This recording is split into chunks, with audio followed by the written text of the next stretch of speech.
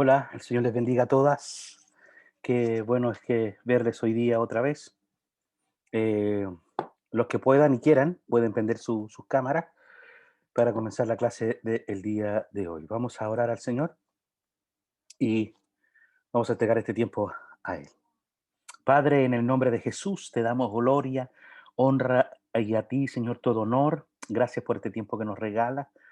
Permite, Señor, que sea un tiempo, Señor, de crecimiento, de aprendizaje. También quiero pedirte, Señor, que nos permitas este día, Señor, navegar en aguas más profundas para comprenderte, para amarte y servirte a ti también. Gracias, Señor, por este día. Háblanos, Señor. Usa esta clase como una excusa para hablar a nuestro corazón. Usa esta clase, Señor, como una excusa para manifestar tu gloria. En el nombre de Jesús oramos y damos gracias. Amén y amén. Hola a todos. Qué bueno verles este día. Espero que hayan mandado su trabajo. Algunos obedientemente me mandaron el trabajo al WhatsApp y yo le estaba pidiendo que la mandaran al correo.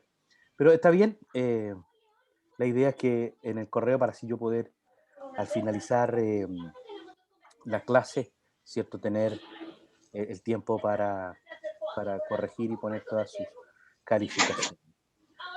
Cecilia, ¿quieres decir algo? Yo traté de mandarle la tarea al correo, pero me lo mandaba de vuelta, me decía que la cuenta no existía. Por eso se lo mandé al WhatsApp. Ah, ya, está bien, la perdono. Era isramir@hotmail.com. Si eso ocurre, Sí, bueno, no hay sí. problema. No, ¿Ya? pero no me estaba diciendo que había un error, sino que la cuenta no existía. Oh, A mí también me pasó lo mismo, pero fue porque yo me equivoqué en el correo. Puse Isramí y no Isramir. Entonces ahí ah, después pude corregirlo y enviarlo. No sé si a lo mejor a la hermana le habrá pasado lo mismo. es probable, es probable. Ok, vamos directamente a la clase, ya hemos orado.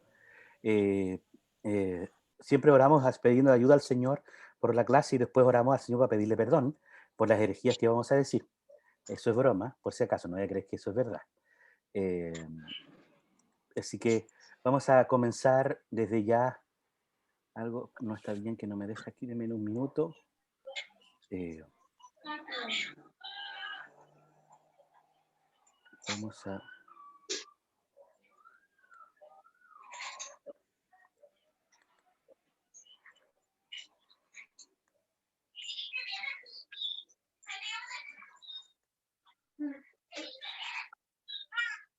Comenzamos la semana anterior, ¿cierto? Un poco aproximándonos a las ciencias teológicas y tratar de entender qué es esto que llamamos teología. Espero que ya hayamos superado los miedos con respecto a la teología.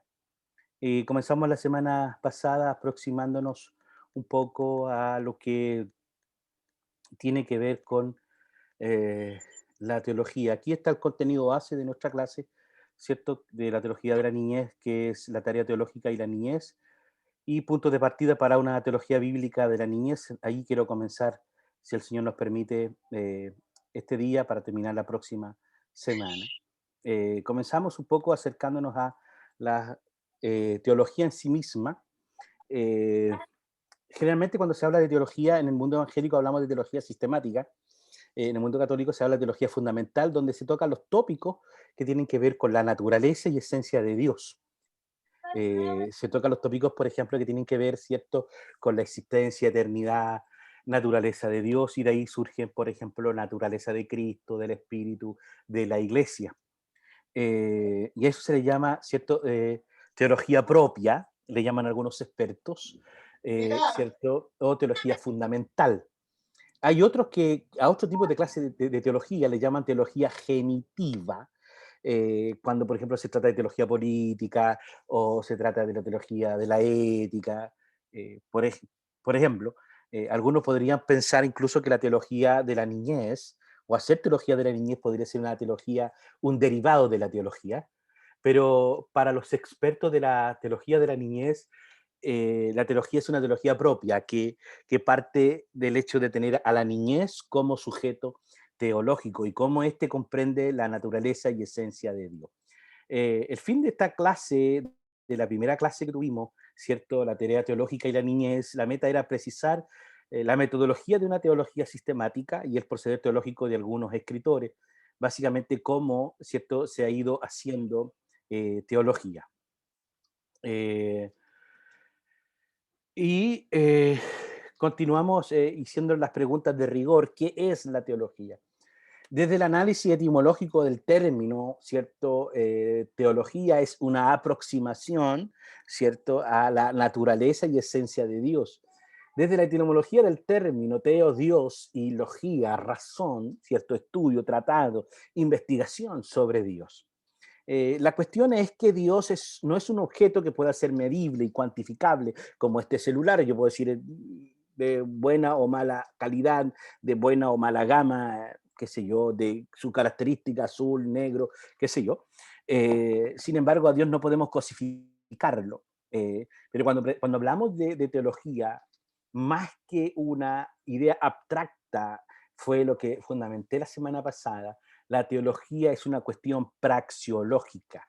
La teología determina mi ética, la teología determina mi cosmovisión del mundo.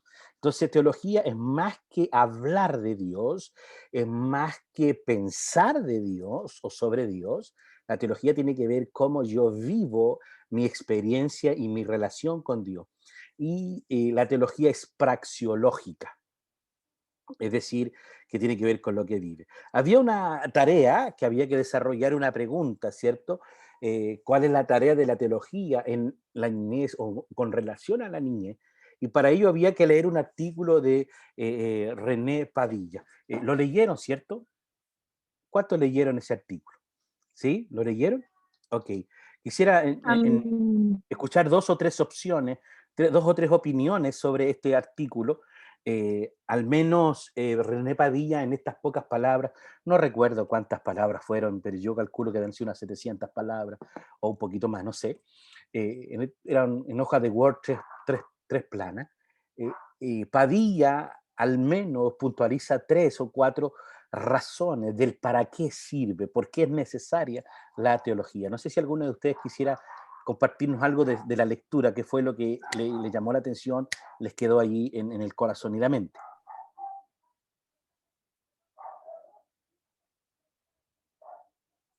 La teología, bueno, lo que dice el documento es que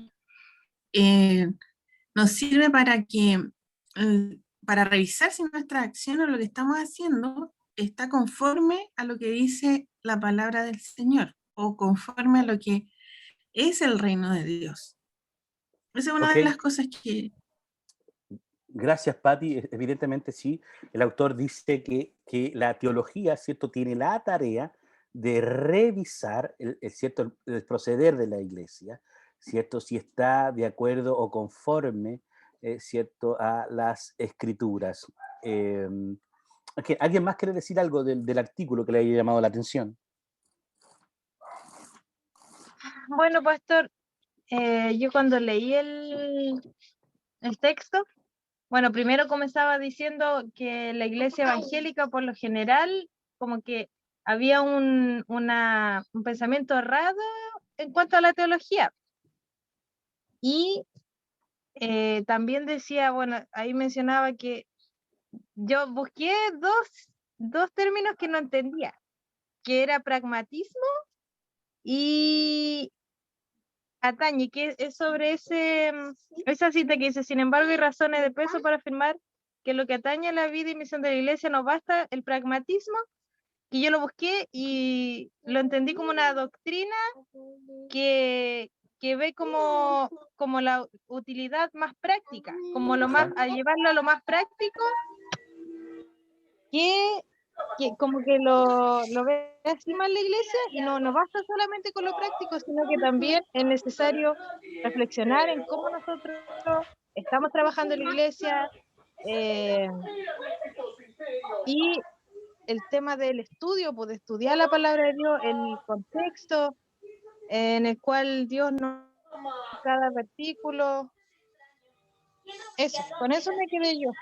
Ok, gracias, Bexi. ¿Alguien más quiere decir algo de la lectura? Sí, María Sánchez. Mayra, ya, pastor, Mayra. me llamó mucho la atención el último párrafo que dice, en cuestiones de religión, la experiencia se va al suelo si no es sostenida por la teología. Se puede tener un alma piadosa sin muchas teologías, pero no se puede tener una iglesia piadosa por mucho tiempo. Será una iglesia débil y luego una iglesia mundana. Sí, muy cierto, me puse a reflexionar, ¿no? Que a veces vamos a la iglesia, escuchamos el servicio y la adoración, levantamos los brazos y adoramos, pero verdaderamente que si no hay un sustento en la teología, la iglesia facilito se va al mundo, facilito, porque no hay como un basamento de lo que vemos en la Biblia como un manual de vida, ¿ya? No hay como un basamento que le enseñe a la iglesia de qué es lo que está mal y qué es lo que estamos haciendo bien. Si no hay teología, verdaderamente es más fácil irse al mundo. Y yo creo que es lo que pasa con aquellas personas que a veces tienen tantos años en la iglesia y uno dice, pero era cristiano y yo lo veía alzando brazos y en todo participaba. Gran parte de que no había una teología sustentada en esa persona. Es mi punto de vista. Gracias, Mayra. Muy buena observación. Recuerden que la doctrina y el dogma surge del quehacer teológico. Ok, ¿hay alguien más que quiera comentar algo? ¿Una persona más de la lectura? O si no, está bien.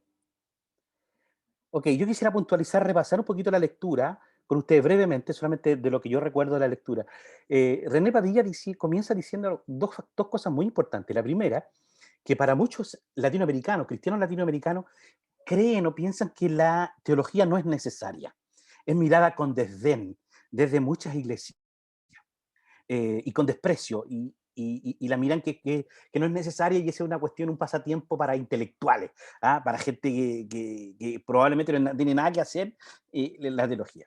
Entonces, ese es el primer punto. Y lo segundo, él también dice que hay un problema de nosotros los teólogos, los que pensamos la fe, que hemos perdido la conexión vital con la iglesia. Él dice que la teología solo tiene sentido en el ser y quehacer de la iglesia. Y ahí es fundamental. Él dice, la teología solo tiene sentido en el ser y quehacer de la iglesia. Por ello, que después sustenta René Padilla diciendo que la tarea, ¿para qué sirve? Porque la tarea fundamental de la teología es revisar, ¿cierto? Nuestra praxis, es revisar nuestra actividad, si somos fieles o no al Evangelio. Y esa es tarea de la teología, revisar si la iglesia es fiel al Evangelio. Segundo, dice que la teología tiene que evaluar y examinar, ¿cierto?, la acción misionológica de la iglesia. Y finalmente dice que la teología tiene que contextualizar, ¿cierto?, el mensaje de Dios para cada nuevo contexto. Ahora, es interesante, quiero que usted te lo anote. Si tu fe no te deja pensar, es una mala fe. Una fe que no se piensa es una mala fe. Si en tu iglesia o en tu congregación, y lo digo con mucha responsabilidad, yo soy obispo de la iglesia, si en tu iglesia te dice que no hay nada que pensar, arráncate de ahí porque esa es una secta. Porque una fe que no se piensa es una fe que no es real. Mira, el Señor Jesús nos mandó a examinarlo todo. Pablo dice, examínenlo todo, retengan lo bueno. Jesús nos mandó a examinar y dice, por sus frutos. Una cosa importante, escúchame. La fe es una cuestión pensada. Solamente un detalle. La fe no es negación de la realidad.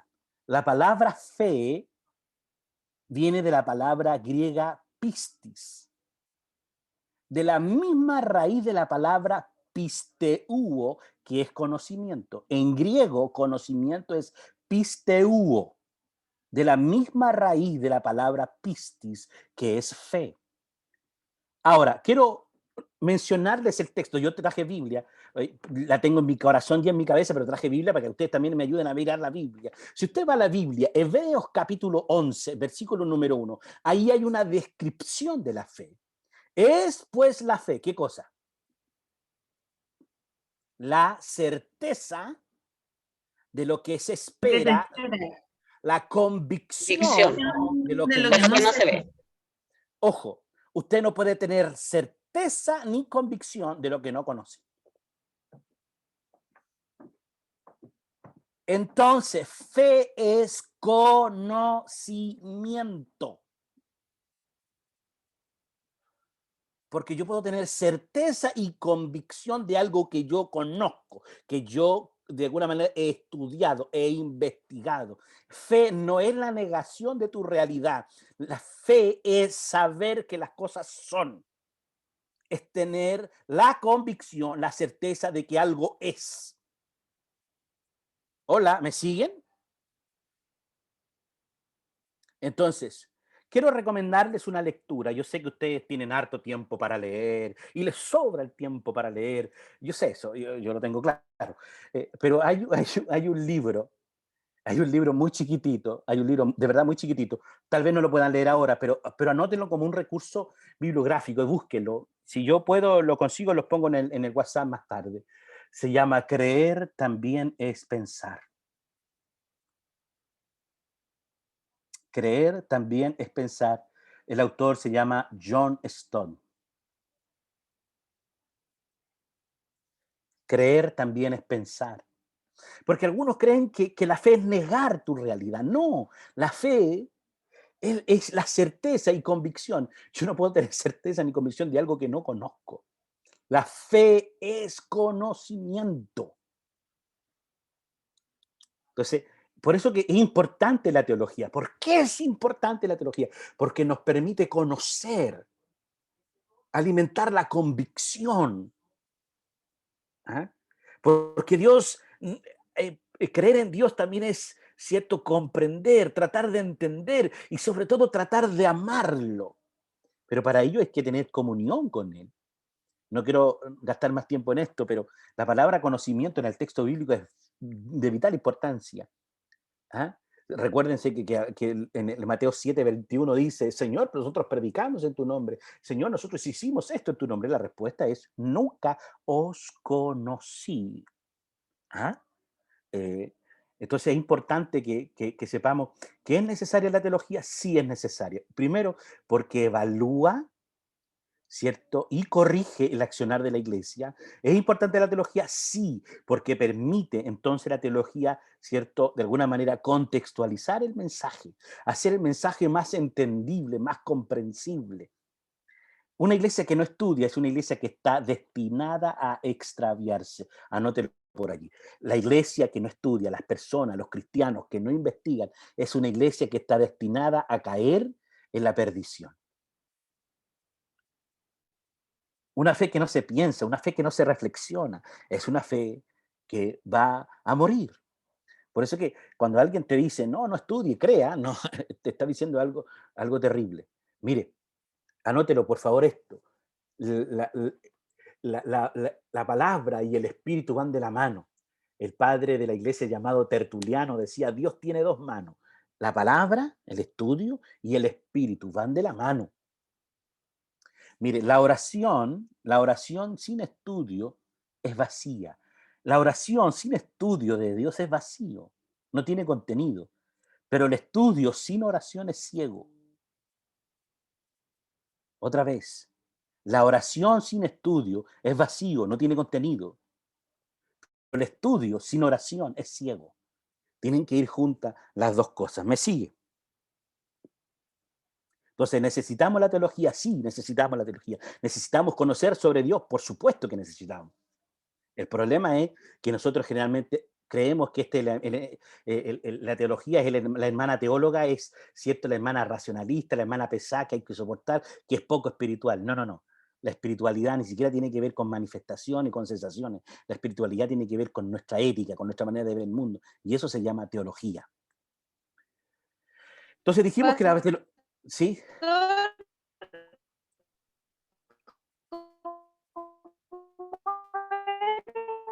No te escucho nada, Bexi. No te escucho nada. La oración sin estudio es vacío.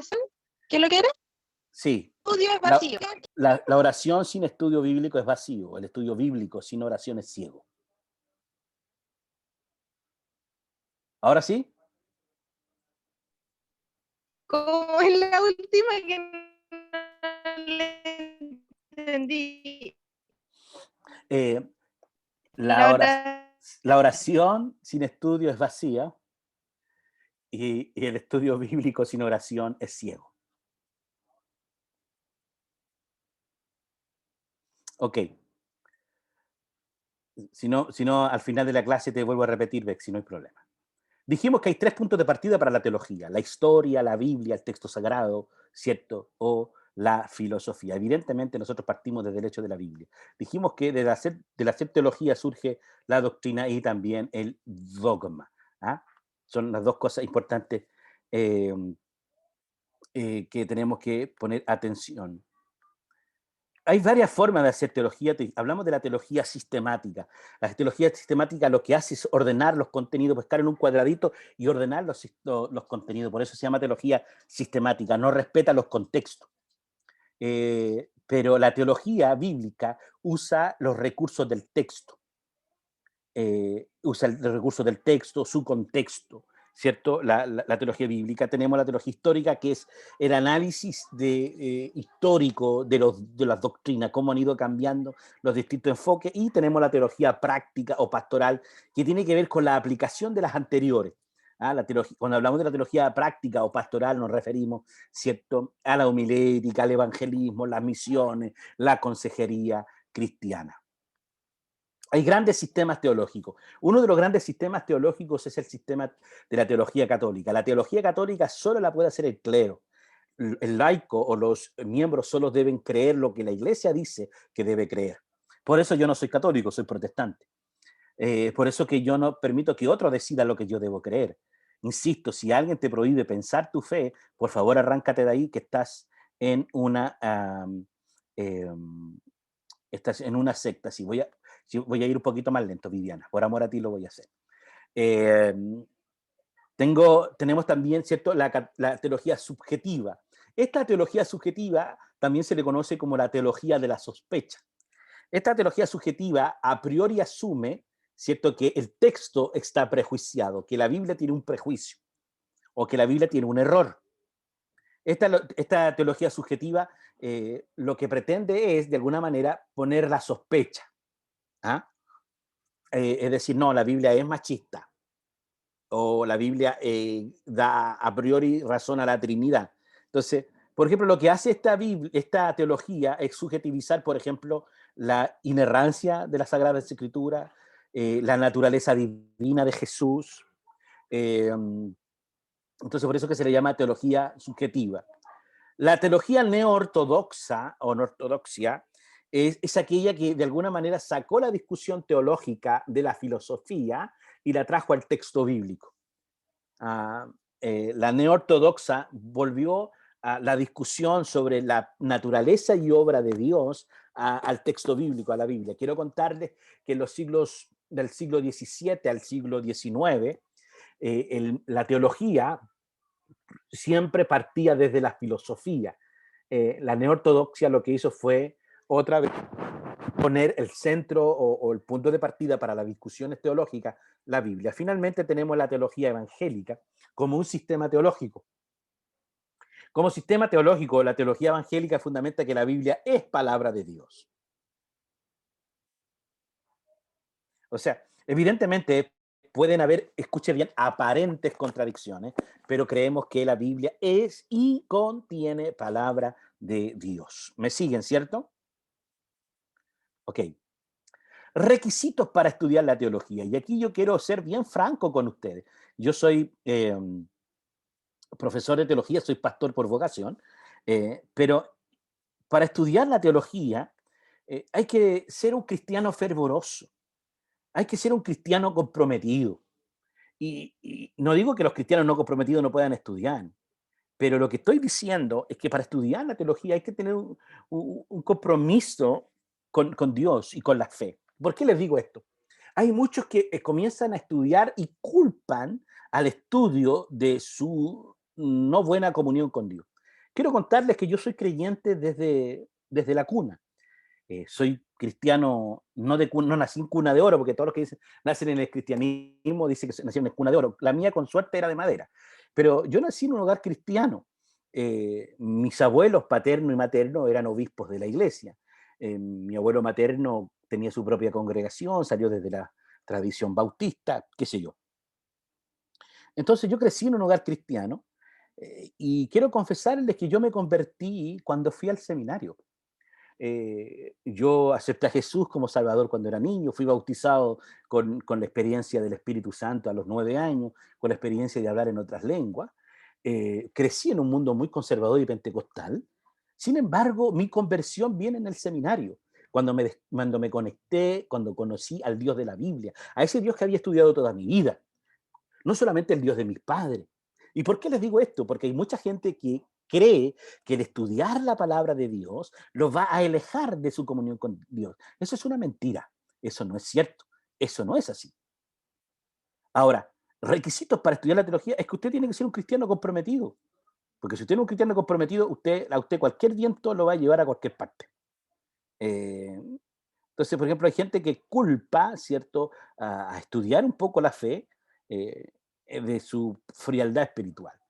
Otro requisito para estudiar la teología, no solamente ser un cristiano fervoroso y comprometido, sino ser un lector minucioso de la Biblia.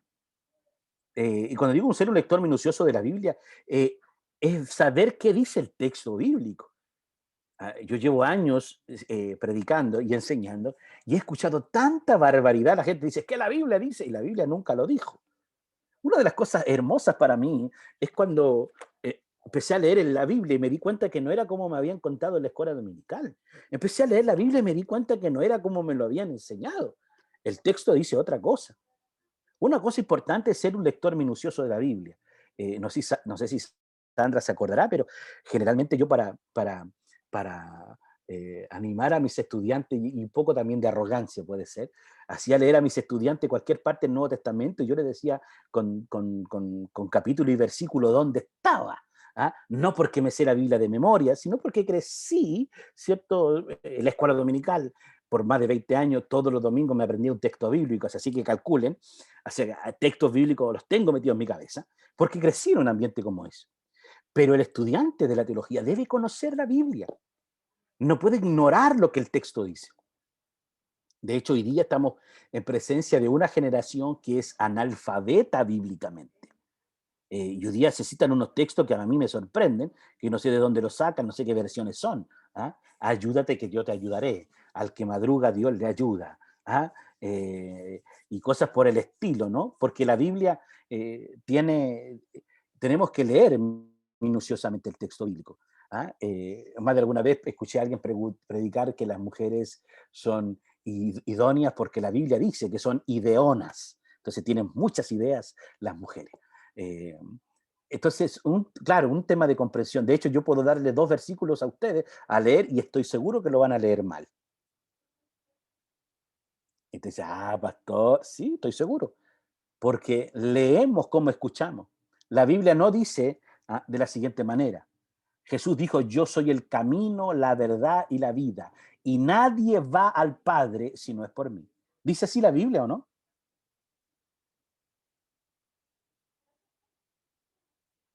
¿Dice así?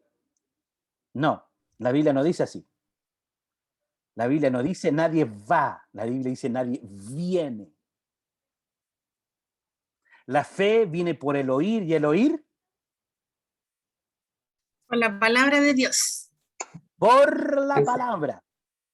Sí. La fe no viene por oír la palabra, la fe viene por el oír por la palabra. Se lo voy a explicar como me lo enseñaron a mí cuando era niño. Si usted va a oír algo, usted tiene que ponerse la Biblia en la oreja. Y si pasa por la palabra, va a alimentar su fe. La fe viene por el oír y el oír por la palabra. No es oír cualquier pavada, perdón que diga eso, porque hay algunos que hablan de la Biblia, pero no están diciendo algo conforme a la palabra. ¿Me sigue? Entonces hay que ser un lector minucioso de la Biblia. Mire, acompáñenme por favor. Yo sé que algunos están con la curiosidad de saber si leen bien o no el texto bíblico. Acompáñenme por favor. A ver, acompáñenme a Primera de Pedro.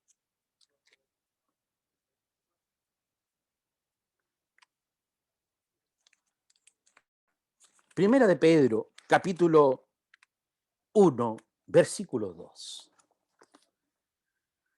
Vamos a elegir a alguien que sea simpática, que tenga cara preciosa. Ya, Jessica, tú vas a leer. Primera de Pedro, capítulo 1, Versículo 2. versículo 2. ¿Cualquier Compas- versión? Ah, No, la versión, buena pregunta, la Reina Valera. ya. ¿Leo? ¿Sí? Por favor. Elegido según la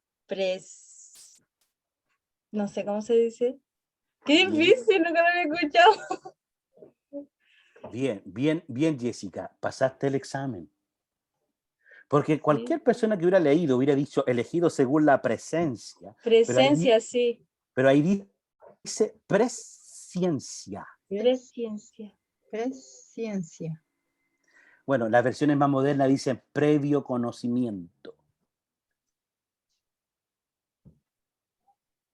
Lo que quiero decirle es que tenemos que ser un lectores minuciosos, porque a veces leemos el texto como escuchamos. Y así como este versículo, hay todos estos en la Biblia que los leemos y lo comprendemos mal porque ni siquiera nos damos el trabajo de entender cómo está escrito. ¿Quieren otro ejemplo más? ¿Sí? Entonces, mire, acompáñenme a 1 Corintios capítulo 4. 1 Corintios capítulo 4. La verdad que tengo varios textos sobre esto, pero no quiero profundizar en esto en la clase, solamente con el ánimo de que leamos la Biblia, pero leamos bien. Ahora no se van a equivocar porque ahora van a leer con cuidado. 1 Corintios capítulo 4. Ya, Cecilia, usted que tiene cara de ser buena para leer. A ver, Cecilia, capítulo 4 de 1 Corintios, versículo 1.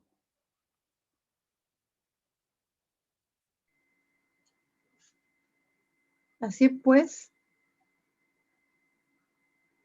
téngannos los nombres por servidores de Cristo y administradores de los misterios de Dios. Ok, le costó a la Cecilia, para no equivocarse. El texto dice, así pues téngannos. No dice tengamos. ¿Ah? ¿Será que a lo mejor Téngannos. lo escribieron como muy juntos? No. ¿O Si la palabra es así? No, la palabra es así, la palabra es correcta. El problema es que nosotros leemos mal porque no somos lectores minuciosos de la escritura. Nos comemos los puntos, nos comemos las comas y los sentidos, y le vamos cambiando los sentidos de la Biblia. De hecho, tengo un par de ejemplos más, pero no quiero demorarme con eso. El estudiante de la teología tiene que ser un lector minucioso de la Biblia. Y hay un par de chistes grandes. Hay un montón de doctrinas que tenemos y que están respaldadas en una mala lectura de la Biblia. Escriba esto en alguna parte, por favor. Escríbalo en alguna parte, esto es lo que voy a decir ahora. Mala lectura bíblica, mala hermenéutica. Mala hermenéutica, mala teología. Mala teología, mala praxis, mala práctica. Otra vez, mala lectura bíblica, mala hermenéutica, es decir, mala interpretación. Mala hermenéutica, mala teología. Mala teología, mala práctica. Porque finalmente lo que creemos es lo que vivimos.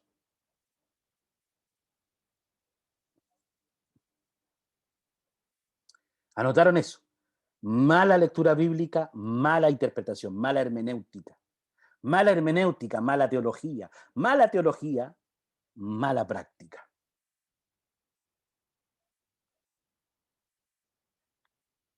Hay un montón de cosas que nosotros, a veces, yo digo, wow, están diciendo algo que el texto no dice. Y de verdad, podría darle muchos ejemplos. Ahora que todos hablan del fuego, estos días, ayer escuché una disertación sobre el fuego pentecostal, me dolió el estómago, me dolió la cabeza, y después me ungí, después de haber escuchado barbaridades. Pero cuando leen la escritura, ¿cierto?, sobre el fuego de Dios, hay que leer el texto bíblico. ¡Ah, el Espíritu Santo es fuego! yo entiendo lo que quieren decir, que es energía, que es poder, ok, yo entiendo, pero el texto bíblico está diciendo que es juicio. Y yo no quiero fuego, yo no quiero juicio, yo quiero la gracia, el favor, la misericordia de mi Señor.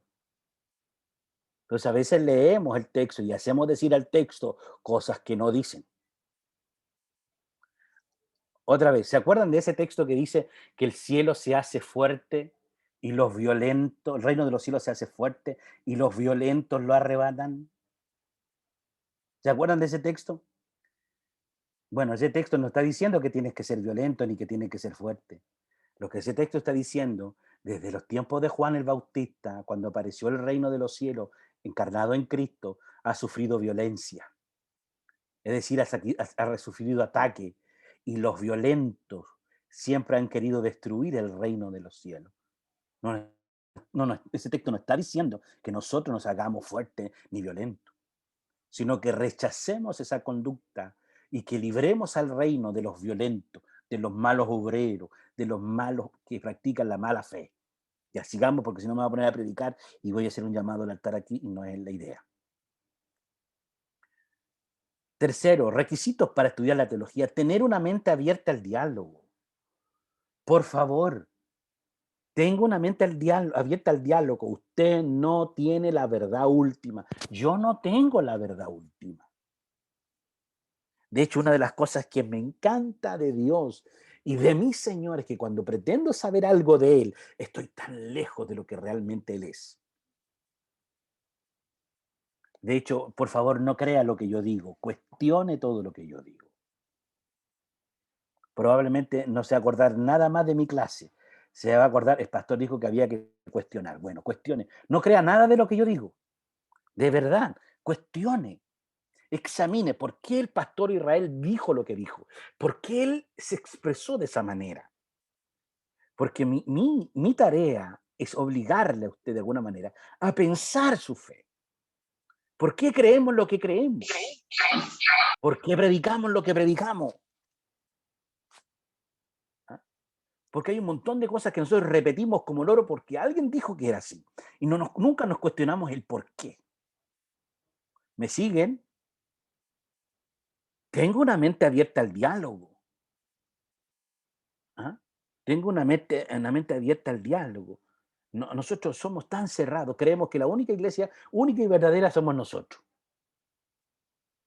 Yo quiero decirles que el reino de Dios tiene expresiones tan diversas y probablemente, ¿cierto? Nos llevemos sorpresas cuando lleguemos al cielo. Y la primera sorpresa cuando lleguemos al cielo, la primera sorpresa en el cielo va a ser que lleguemos ahí. Pastor, Mande, no tan lejos. lo que se me viene a la cabeza es que igual he escuchado hartas veces, yo creo que es así, que de un versículo bíblico como que se pueden, como que el Señor a través de su Espíritu Santo a cada uno le va a dar diferente como uno ¿cómo se llama? Diferente Yo, por ejemplo, voy a entendimiento. entenderlo de una forma y mi hermano lo puede entender de otra forma. Como que no es como algo que es siempre que tiene que ser así. No sé cómo explicarlo. Bueno, evidentemente todos tenemos un trasfondo distinto. Todos nos aproximamos al texto desde nuestra cultura, desde nuestra cosmovisión del mundo. Es evidente. Evidentemente la Biblia no tiene interpretación privada, pero sí hay algo que hay que tener claro. Es que cuando convergemos todos, cuando todos tenemos la oportunidad de dialogar, tener una mente abierta al diálogo, es aprender a desaprender cosas, volver a escuchar, volver a repetir por qué creemos lo que creemos. Por favor, mire, examine, no crea nada de lo que yo digo, cuestiónelo. Y no es que yo estoy haciéndole un llamado a usted a ser rebelde, ¿cierto? A ser insurrecto con sus líderes. Pero yo pastoreo una iglesia y no quiero que la gente crea todo lo que yo digo, quiero que lo cuestione, que lleguen al convencimiento de sí mismo, por qué creen lo que creen. Eso se llama convicción. Hola. yo creo que Cristo sana, salva y bautiza con poder porque tengo la convicción de que es eso, no porque soy testigo que lo hizo con otro, lo ha hecho conmigo. Entonces, aprenda a tener una mente abierta al diálogo, a escuchar a otros, a consensuar, a examinar. Y de hecho la Biblia nos invita a examinarlo todo. Prueben los espíritus, dice el libro de Juan. Para estudiar la teología, por último, tenga un espíritu crítico. Vaya a la fuente. ¿Cómo se dijo? ¿En qué condición se dijo? ¿Por qué se dijo? De hecho, la Biblia dice que Dios no existe, pero hay que leer el texto completo. ¿Por qué se dice que Dios no existe?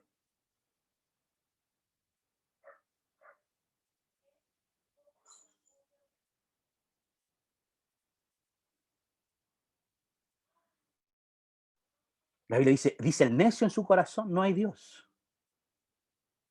Entonces, tener un espíritu crítico es ir a la fuente. Hay unos teólogos, ¿cierto? Un teólogo famoso que siempre lo critican, ¿cierto? Pero sin entender por qué dijo lo que dijo, en qué momento lo dijo. Entonces, tener un espíritu crítico es ir a la fuente. ¿En qué contexto se dijo? ¿Cuál es la ocasión en que fue dicha?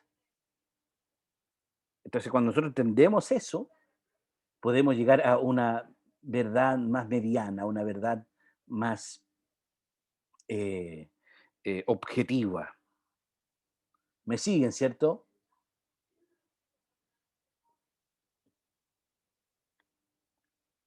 Ok, quiero aproximarme a algunas definiciones de teología. Y algunas definiciones propuestas por algunos famosos teólogos.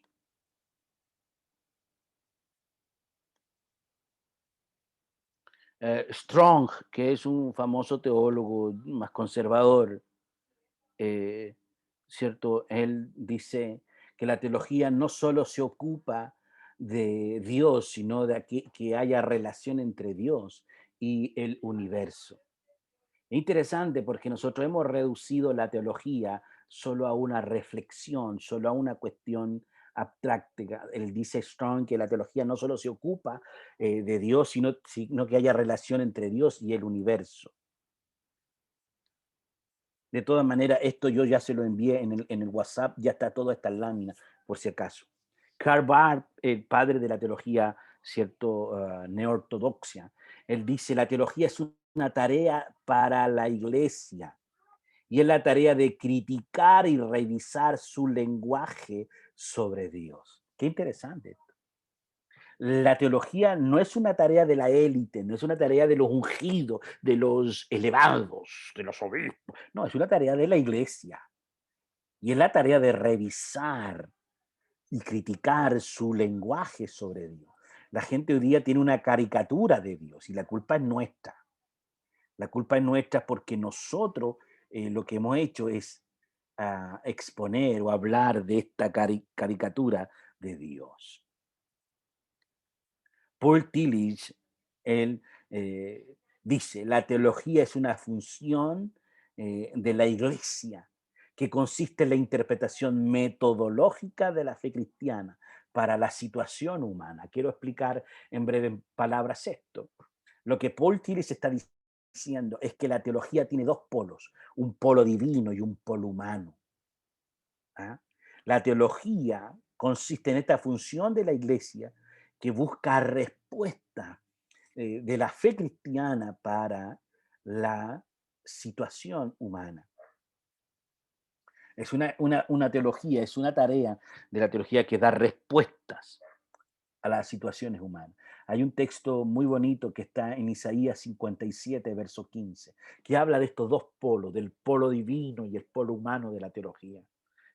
Isaías 57, 15 dice, el alto y sublime que habita en la eternidad, cuyo nombre es santo, pero también está con los pobres y humildes y quebrantados de corazón. Son los dos polos de la teología. Uno de mis teólogos favoritos se llama Gustavo Gutiérrez, está muy viejito Gustavo. Gustavo Gutiérrez, un teólogo peruano, padre de la teología de la liberación.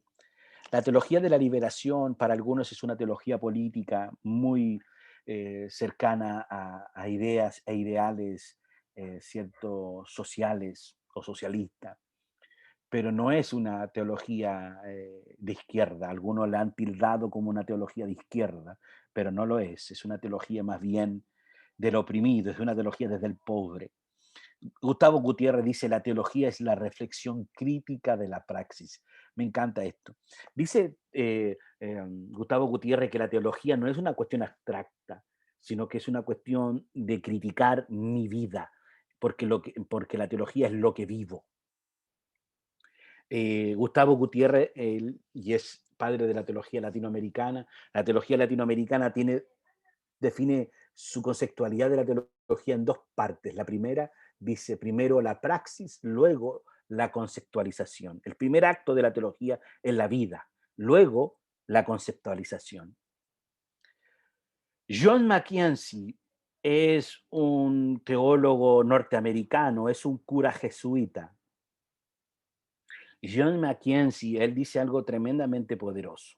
Dice, la teología es la exposición sistemática de lo que se cree en términos de una filosofía, pero advierte, ninguna filosofía tiene derechos únicos y exclusivos sobre la fe cristiana. Explico brevemente.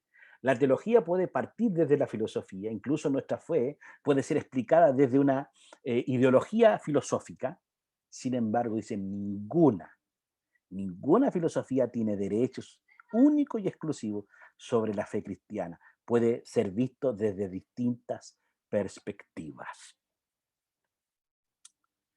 ¿Ok? Finalmente, yo creo, y esto si quiere lo anota, si quiere no lo anota, finalmente yo creo que la teología es una excusa. La teología es una excusa. ¿Por qué es una excusa? Porque la teología solo es un medio para investigar, interpretar, escudriñar, buscar lo que inherentemente sabemos, que es esa existencia de un ser superior a nosotros. La teología solo es una herramienta, no es un fin. La teología solo es un medio, no es el objetivo final. ¿Me explico?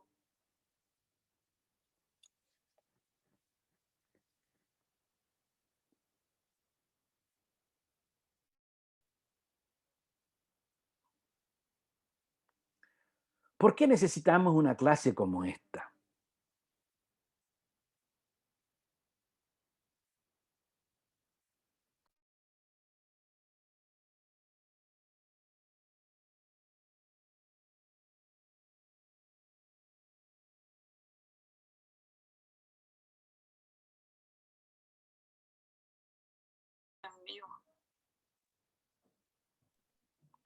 ¿Por qué necesitamos una clase como esta?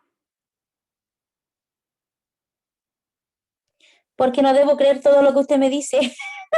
Muy bien, excelente. Gracias, Viviana Lincolnir.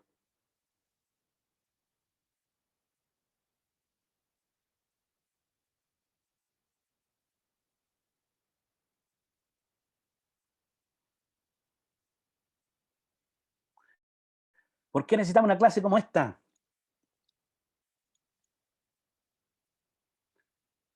Gracias, Viviana Lockimir. Dijo todo lo que tenían todo lo que todos estaban pensando, seguro. Para enriquecer el conocimiento. Para enriquecer el conocimiento. También para poder evaluarnos como cristianos, cómo estamos dirigiendo nuestra vida y también cómo nosotros vamos a empezar, bueno, estamos dirigiendo la vida de otras personas y en especial de los niños y de las niñas. Ok, gracias. Bueno, ¿por qué necesitamos una clase como esta? Y mi observación es muy sencilla. Ministrar la iglesia, la niñez, implica un ejercicio teológico. Porque vamos a hablar de la naturaleza de Dios, del ser de Dios a los niños. Y la verdad es que tenemos entonces que estudiar las ciencias teológicas. ¿Por qué necesitamos una clase, un curso como este, una clase como esta? Porque mi concepción de Dios o la teología define mi cosmovisión de la vida, el mundo y mi ética. ¿Por qué necesitamos una clase como esta? Porque aproximación a estos conceptos relevantes para este diplomado. En todo este diplomado van a hablar de teología, de iglesia, de misión, de contexto, de comunidad. ¿Por qué es importante un curso como este? ¿Ah? Porque la agenda de Jesús es rectora y normativa para la iglesia de hoy. ¿Ah? ¿Por qué necesitamos un curso como este? Es que la realidad humana demanda de una comunidad terapéutica integral. Entender que la iglesia es más que cultos.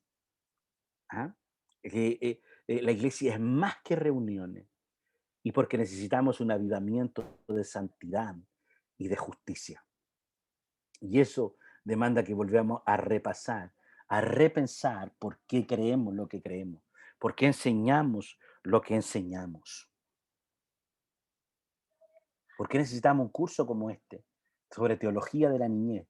Es para que volvamos a centrarnos en lo importante. Y una de las cosas que yo voy a hablar a partir desde ahora, podemos ver la teología de la niñez desde tres perspectivas. Teología para la niñez, teología con la niñez o teología desde la niñez. Porque los niños son el futuro de la iglesia. Y para mí son el presente de la iglesia. ¿Por qué necesitamos una clase como esta? Porque tenemos que volver a revisar nuestra concepción de Dios. Porque tenemos un Dios que para muchos en nuestra iglesia es adultocéntrico. Porque nuestras iglesias, nuestras misiones están basadas solamente en la gente adulta, como que pareciera ser que Dios no es para los niños. Hola, ¿me sigue? Amén. Niñez y teología. ¿Cuál es el lugar de la niñez en la teología o en la tradición evangélica? Y ha sido esta discusión muy importante porque en la teología y en la tradición teológica evangélica, la niñez siempre ha estado relegada no a un foco central, sino que ha estado relegado a temas de salvación, si se nace pecador o no se nace pecador, si los niños hay que bautizarlos, no hay que bautizarlos. Y hemos relegado solamente a los niños no como sujetos teológicos, sino que hemos relegado a los niños, ¿cierto?, solamente al tema de adoctrinamiento. Y no hemos entendido que los niños también son sujetos de misión y son precursores de la misión de Dios. Al terminar la clase de hoy les voy a enviar un escrito sobre la niñez en la teología evangélica. Así no logran tomar todos los apuntes. En la tradición evangélica, ¿cierto? El lugar de la niñez podemos definirla en tres etapas. La temática de la niñez en la teología evangélica ha pasado por tres etapas históricas que van desde el siglo XVIII hasta el siglo XX, a mediados del siglo XX y actualmente ahora en pleno siglo XXI. Voy a abordar esa temática en los próximos minutos. La niñez en la teología evangélica. La primera etapa del siglo XVIII al siglo XX, la niñez solamente, ¿cierto?, eran receptores de fe. Los niños estaban más bien adecuados a un plano del adoctrinamiento. Es en esta primera etapa donde surge la escuela dominicales en Inglaterra como una fuente, ¿cierto?, de alfabetización. Luego, ¿cierto?, derivaron en centros de escuelas bíblicas.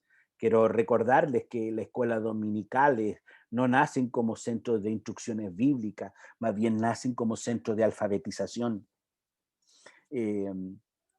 Entonces, en la teología temprana evangélica, la niñez solo son receptores de fe, están designados a una cuestión, ¿cierto?, meramente de adoctrinamiento. Quiero que me entienda que cuando digo adoctrinamiento no lo digo en forma despectiva ni peyorativa. No estoy diciendo que es bueno ni malo. Para mí ha sido muy bueno, pero depende de la lectura que lo demos. En esta primera etapa, ¿cierto?, de la niñez de la teología cristiana, evangélica, no existe la niñez como eje misional o como sujeto, ¿cierto?, de reflexión teológica. La niñez solamente está reducida, ¿cierto?, al campo de lo receptual. Los niños no piensan, solamente los niños, ¿cierto?, tienen que creer lo que los padres y lo que la iglesia dice que deben creer. Hola, están aquí conmigo, ¿cierto? No le habíamos enseñado a pensar, a vivir o a experimentar su fe. Por eso que hoy día necesitamos promover esta idea, la idea de que los estudiantes o los niños no solamente puedan recibir conceptualmente una enseñanza, sino aprender a tener sus experiencias y vivencias con Dios. En tercer lugar, en la primera etapa, ¿cierto?, de la niñez, en la teología evangélica, la niñez no es un campo de trabajo específico de la misión. Lo que tenemos son prácticas pastorales alrededor de la niñez. Es decir, que la niñez no era mirado como un centro de misión. Ustedes las semanas anteriores ya estuvieron leyendo y estuvieron estudiando sobre el movimiento 414, que hoy día, ¿cierto?, hay todo una enseñanza, un abordaje a esta centralidad de la misión. Les conté la semana pasada que antiguamente en la misionología se hablaba de la ventana 1040, que era el foco de los grupos menos alcanzados en el mundo. Hoy día se habla de la ventana 414, que decir que la misión ahora está en todas partes, la misión de Dios ahora está en tu casa, en tu barrio, en tu vecino, porque la edad de los menos alcanzados está entre 4 y 14 años. Entonces, en esta primera etapa de la niñez en la teología cristiana estaba reducida, uno, al adoctrinamiento, la niñez solo como receptores de fe. La niñez, ¿cierto?, no existía como un eje misional, ni sujeto de reflexión bíblica teológica. La niñez era un campo, no era un campo, ¿cierto?, específico de misión. Solamente se hacían acciones o prácticas pastorales alrededor de la niñez. Hay una segunda etapa en el mundo de la teología evangélica cristiana, protestante, que es a mediados del siglo XX. A mediados del siglo XX comienza a haber una preocupación más tangible que refleja las declaraciones de congresos y conferencias evangélicas mundiales, como por ejemplo eh, eh, CELA de 1949, Lausana y los clades 1, 2, 3 y 4, donde ellos pusieron, ¿cierto?, el foco en la niñez, en las nuevas generaciones. Es en clave 4, por ejemplo, que nace, no sé, nacen unas agencias llamadas, por ejemplo, Todos Juntos por la Niñez, y otras iniciativas como Miqueas y otras que están enfocadas en la niñez. En esta segunda etapa, a mediados del siglo XX, ¿cierto? En la reflexión teológica, la niñez está en la agenda del trabajo urgente de la iglesia, pero sigue siendo meramente acciones pastorales. No se hablaba del desarrollo integral de la niñez ni el valor de la niñez en su generalidad. Solo se hablaba de acciones pastorales a favor de la niñez, pero no, y todas estas acciones pastorales estaban reducidas a la enseñanza bíblica, estaban reducidas solamente, ¿cierto?, a que los niños aprendieran la Biblia y fueran cristianos, a la evangelización. No estoy diciendo que eso está mal, pero no había una preocupación por el desarrollo integral de la niñez.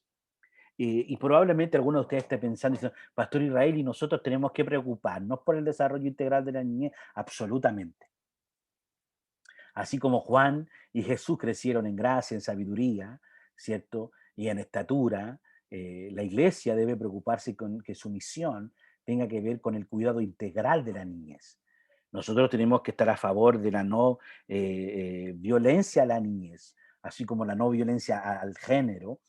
También tenemos que estar, ¿cierto?, a favor de no la violencia y la vulnerabilidad a los niños. Entonces, es más que evangelizarles, es más que tener acciones pastorales. Me siguen, ¿cierto?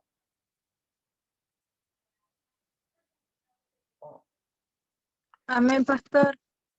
Finalmente, tenemos la tercera etapa de la niñez en la teología evangélica, que está el impacto e influencia de los movimientos sociales sobre la niñez y la toma de conciencia de la situación de la niñez como sujeto social de derecho. Si usted analiza la agenda hoy día global de las Naciones Unidas o de las otras organizaciones que hoy día están un poco en descrédito, pero ellos tienen una agenda puntual y central sobre la niñez y la iglesia no puede quedarse ajena. ¿Ah? De nuestro enfoque y preocupación global hacia la niñez. Tenemos entonces teólogos e instituciones teológicas evangélicas específicamente están dedicados a investigar y escribir sobre teología de la niñez. Quiero recomendarles al menos, conozco varios autores que ustedes podrían googlear y buscar sobre teología de la niñez. Es en esta tercera etapa, a partir del año 2000 en adelante, que se empezó a crear, a diseñar teología de la niñez. Hay un autor que ustedes podían googlearlo, buscarlo, que se llama Harold Segura. Harold Segura es de origen colombiano, es hoy día, él es como el capellán o representante de diálogo interreligioso de World Vision. Tengo la bendición de conocerlo. Yo estuve con él en Santiago en el año 2001, en el primer encuentro hacia la teología de la niñez, luego en Costa Rica, y trabajamos junto a una agenda, junto a otros teólogos. Sería bueno que ustedes podrían googlear a Harold Segura. Harold Segura al menos ha escrito unos 3 o 4 libros sobre teología de la niñez. Un niño los pastoreará, teología con clave de la niñez, y teología con rostro de niños, que es uno de sus últimos textos. Y hay un último libro que escribió Harold Segura que se llama Teología de la Ternura, que sería espectacular que pudieran leerlo. Harold, ustedes lo pueden encontrar fácilmente en las redes sociales, buscar enseñanzas sobre Harold Segura. Para mí, Harold debe ser uno de los grandes precursores de la teología de la niñez. Hay otro teólogo que fue mi maestro también, se llama Edesio Sánchez. Si pueden googlear y buscar los escritos de Edesio. Al primero que yo escuché hablar sobre teología de la niñez hace 20 años atrás, es Edesio Sánchez. Edesio Sánchez es de origen mexicano. Ustedes pueden buscar a Edesio, googlearlo, ¿cierto? Leer sus escritos. También pueden encontrar conferencias tanto de Harold y de Edesio en YouTube. Pueden buscar a Edesio Sánchez sobre teología de la niñez o lecturas bíblicas con ojos de la niñez. Hay otro autor que es un autor también, es un académico, es un hombre joven de unos 40 y pico años, se llama Nicolás Panotto. Nicolás Panotto es argentino, es un sociólogo, antropólogo y además teólogo, y ha escrito también mucho sobre teología de la niñez. Teología de la niñez básicamente ha sido una construcción muy fructífera desde América Latina. Hay otros escritores que han estado escribiendo sobre teología de la niñez. Si me animo estos días les voy a compartir una tesis de una de nuestras estudiantes graduada hace poco del seminario nuestro aquí en el CETEMIN, que trabajó sobre la niñez en la cultura aymara. Es una tesis preciosa que si me animo, les comparto la tesis para que puedan también acercarse, aproximarse a esta reflexión, porque ya las instituciones bíblicas y teólogos se han puesto a escribir sobre esto. Uno de los más grandes teólogos de la fe católica, llamado Karl Rahner escribió a partir de los escritos evangélicos protestantes sobre la niñez, porque la Iglesia Católica no había escrito nunca sobre teología de la niñez, y empezó a escribir también Karl Rahner algunas pautas, algunas pistas de cómo entender una teología desde la niñez. Entonces hoy día tenemos que poner sobre la mesa si vamos a hacer teología desde la niñez, con la niñez o para la niñez. Si es teología para la niñez, sigue siendo adoctrinamiento. Si es cierto, teología desde la niñez, es que el niño empiece a producir sus propios sentidos sobre Dios, y con la niñez sería lo más adecuado, hacer una construcción bíblica teológica con el niño, con sus propias concepciones de Dios. ¿Me siguen, no? ¿Están aburridos ya? Ok, porque si están aburridos, hermano, tienen derecho a a que le devuelvan la plata y cambiamos al profesor. Ok, hoy se publican ciertos boletines, revistas, libros, y existen páginas web que abordan específicamente esa temática. Esto no ocurría hace un par de años, pero hoy día ya tenemos bastantes escritos sobre esto. Más tarde, si me acuerdo o alguien me recuerda, puedo compartir algunas páginas sobre teología de la niñez. En inglés hay 2 o 3 muy interesantes, y pueden ustedes incluso buscar de algunas iniciativas que han estado adelante. Hay dos instituciones muy poderosas, 2 ONG muy grandes que han estado trabajando. Yo estuve trabajando hace un par de años atrás con una organización que se llama Compasión Internacional. Pueden buscar y googleen este nombre, Enrique Pinedo. Enrique Pinedo, dirigente de Compasión Internacional, ha sido uno de los grandes precursores, Enrique Pinedo, sobre la teología de la niñez. Voy a tratar de invitarlo para la última clase, no les prometo nada, pero si logro invitar a Enrique Pinedo sería un golazo, o a Harold sería un tremendo golazo, pero vamos a ver cómo están de agenda los chiquillos, que no he hablado con ellos, pero en una de esas podemos tenerle. Así que pueden googlear a Enrique Pinedo de Compassion Internacional. Hay 2 grandes instituciones que han trabajado fuertemente con la niñez, que es Compasión Internacional y World Vision. Han sido muy eficientes, con una agenda más allá de lo religioso, con una agenda más allá de lo litúrgico, sin temas proselitistas. Y evidentemente hay algunas otras instituciones en Chile, como, qué sé yo, que han estado trabajando con la niñez fuertemente, como Todos Juntos por la Niñez, UMICH, que ya es más de un carácter más confesional, pero también trabajan con la niñez.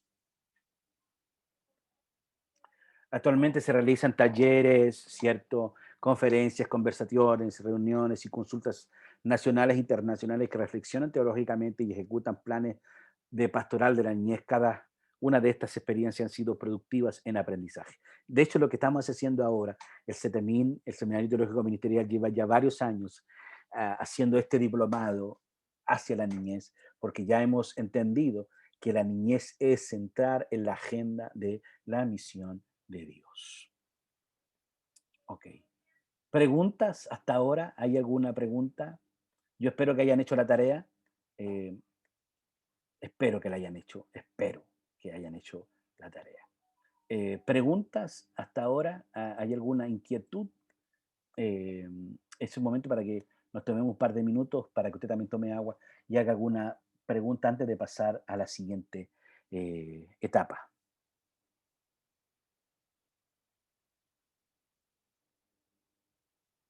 ¿Preguntas?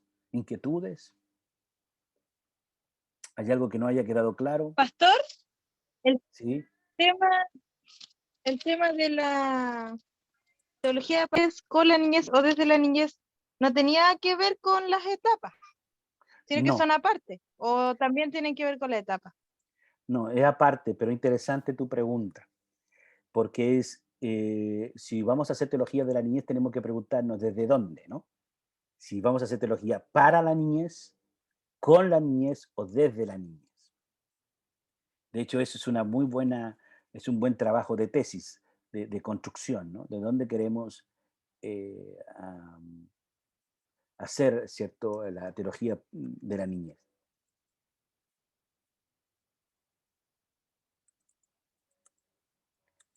Preguntas.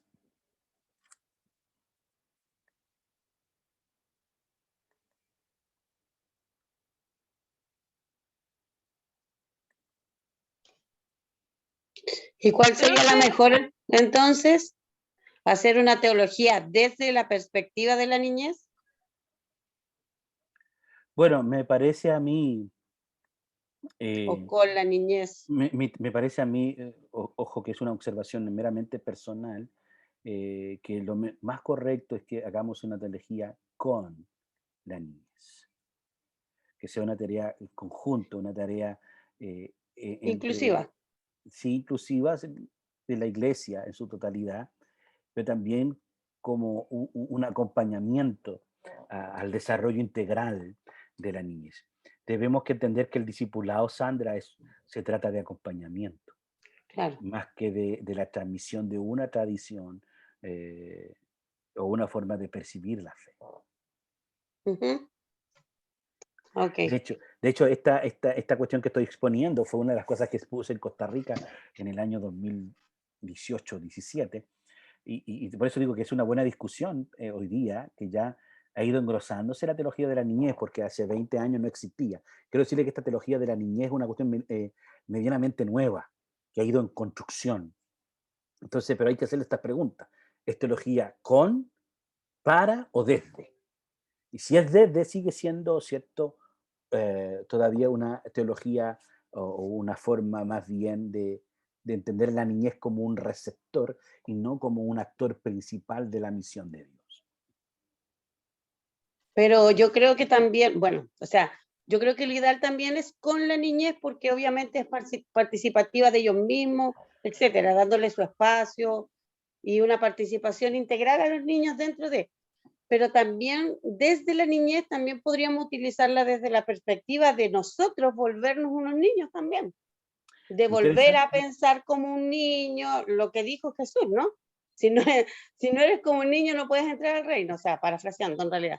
Ujú. Y yo creo que podríamos quizás tomarlo como desde esa perspectiva, tal vez, porque obviamente el para la niñez suena como desde la perspectiva muy adulta, entonces no.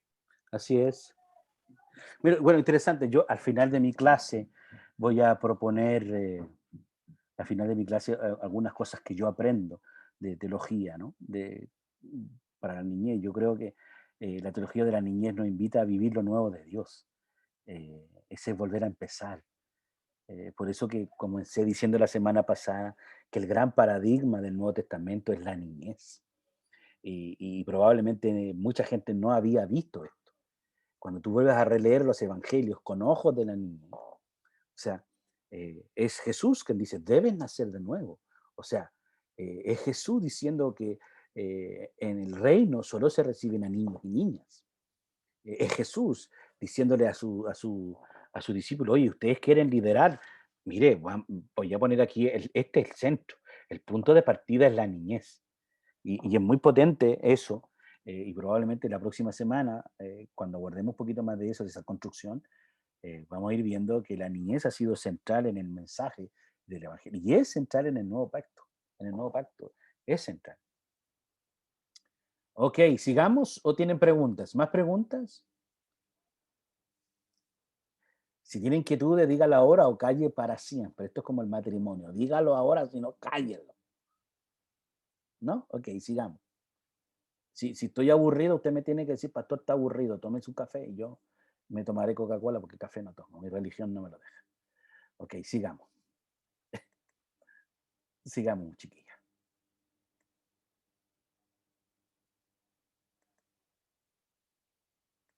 Ok.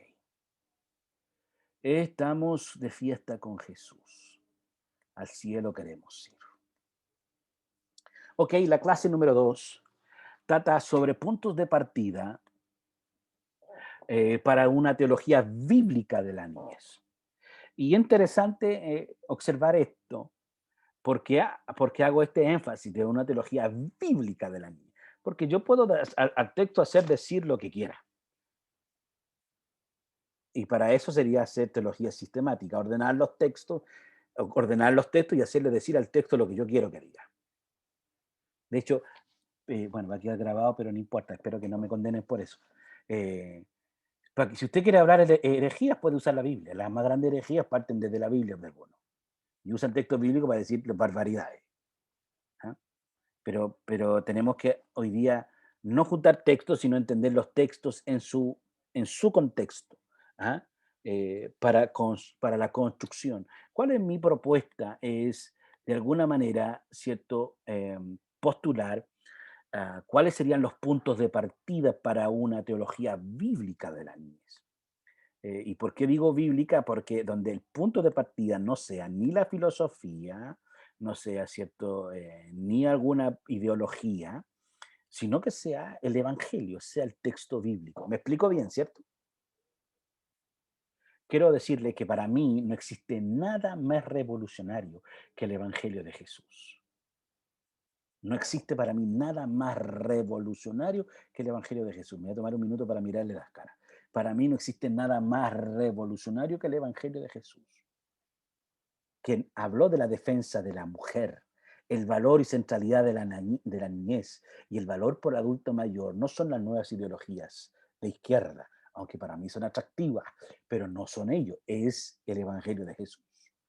Es el evangelio de Jesús que pone en el centro, ¿cierto?, de la discusión el valor del género. El primer defensor de género fue Jesús. Y por favor, no me eche la hoguera ni me vaya a mandar al infierno. Y yo sé que existen lecturas distintas y varias voces en la iglesia, pero el defensor de la mujer y del género fue Jesús, quien puso a la niñez en el centro, en el medio, ¿cierto? Y le dio el valor que merece, fue Jesús. Jesús lo hizo. ¿Ah? Entonces, para mí no hay nada más revolucionario que el evangelio de Jesús. O sea, no es que hoy día la nueva filosofía o la nueva ideología están preocupándose por la niñez. No, Jesús lo hizo. Entonces, es importante para mí recalcar eso hoy en clase. Ok, punto de partida para una teología bíblica de la niñez. ¿Cuál es mi meta? Es hacer teología bíblica con ustedes. Es decir, usar el texto, su recurso. ¿Dónde está insertado el texto? ¿Quién lo dijo? ¿Cuándo lo dijo? ¿Cuáles son las circunstancias? ¿Quién es el escritor? ¿Quién es el receptor de este escrito?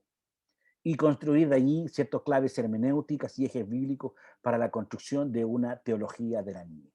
Pretendo en esta clase darles algunas claves de interpretación, enseñarles un método inductivo que yo enseño por años, que a mí me da resultado, y probablemente le voy a enseñar a usted mis secretos de dónde saco mis enseñanzas y predicaciones, para que hagamos teología bíblica, dejemos que el texto bíblico lo hable.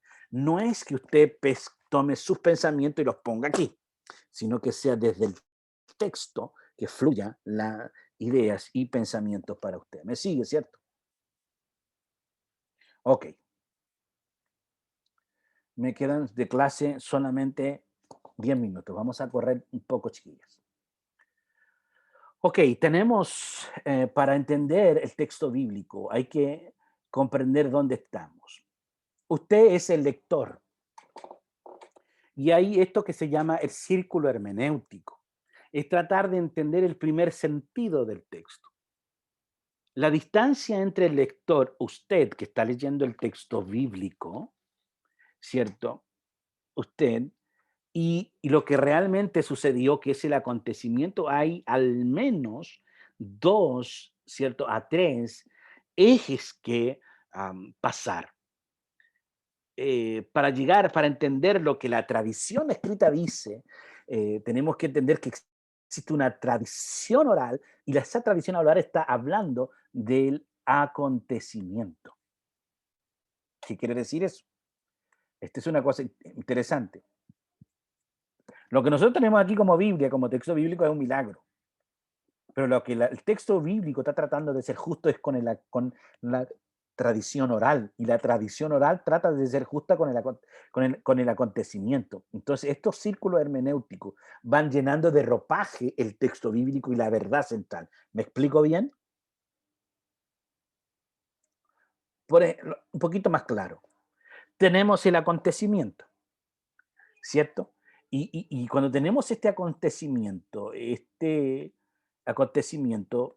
tenemos, por ejemplo, la zarza de Moisés ardiendo, ¿cierto? Y tenemos una interpretación de ese acontecimiento, y esa interpretación se llama tradición oral.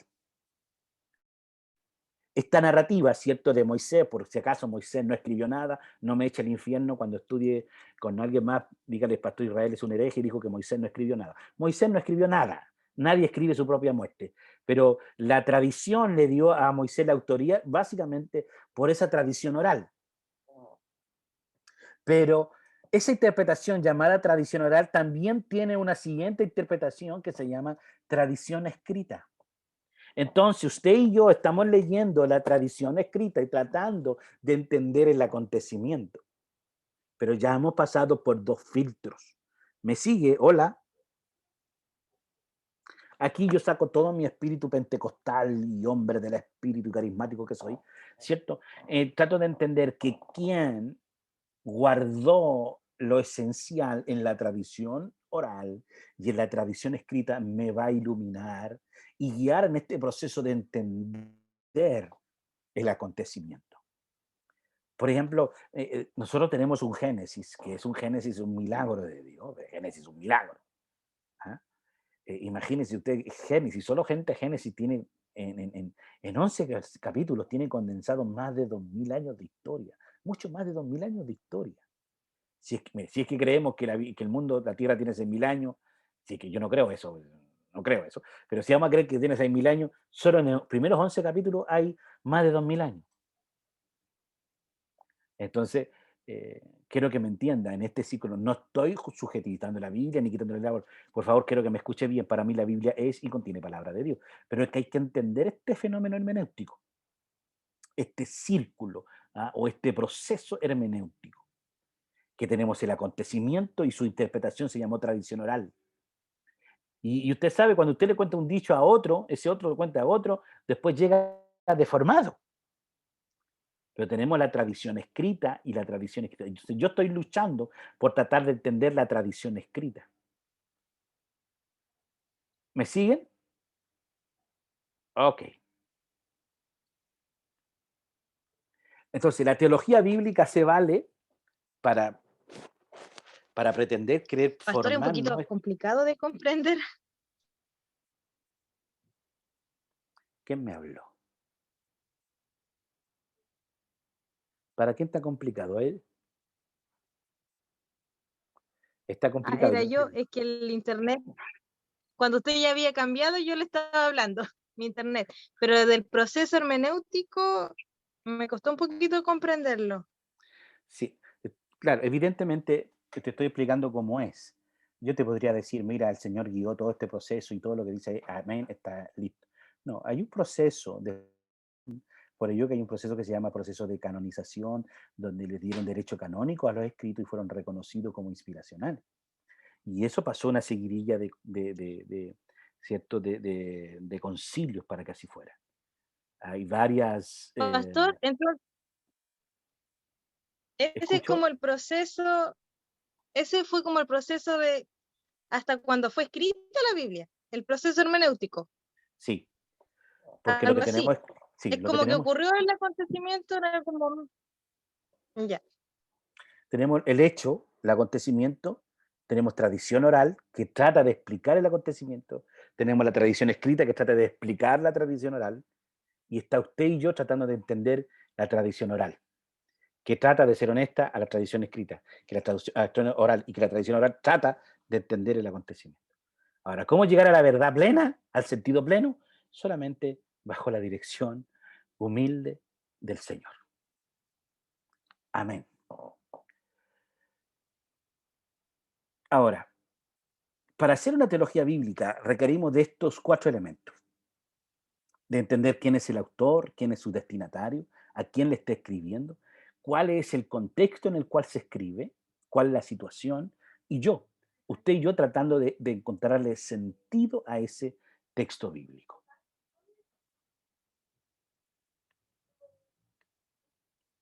Algunas claves hermenéuticas o claves de interpretación. Yo con esto voy a terminar la clase de hoy.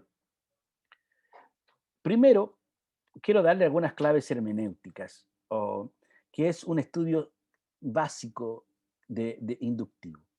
El estudio inductivo de la Biblia se basa en 3 puntos, en el 1, en el 2 y en el 3. El, ah, la, ah, am, el estudio inductivo se basa en 3 cosas, que son, primero, ¿cierto? Observación, interpretación y aplicación. El estudio inductivo se basa en 3 fundamentos. Observar el texto, ¿cierto? Interpretar el texto y aplicar el texto. Lo que yo le voy a mostrar como clave hermenéutica es una especie de inductivo, donde les voy a enseñar a observar, a interpretar y también a aplicar el texto.